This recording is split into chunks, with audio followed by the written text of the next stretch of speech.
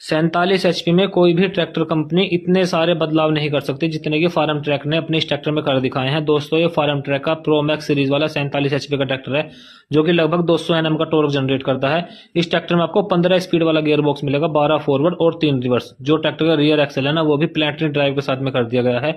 2000 KG की इस tractor में आपको लिफ्टिंग क्षमता मिलेगी। और जो ट्रैक्टर का पायदान है वो देखो कितना शानदार और कितना आरामदायक बनाया गया है। 100% फ्लैट जो है वो इसका प्लेटफॉर्म बनाया गया है। और जो ट्रैक्टर की गियर शिफ्टिंग है ना वो भी बिल्कुल कार जैसी बनाई गई है। तो इस ट्रैक्टर की कीमत लगभग 8,30,000 है। तो आपको ट्रैक्टर कैसा लगा कमेंट करके जरूर बताएं।